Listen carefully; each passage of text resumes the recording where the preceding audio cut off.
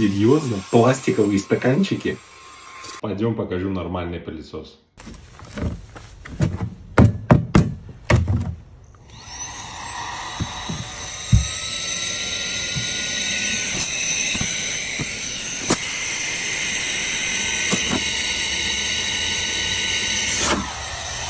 Вопросы есть?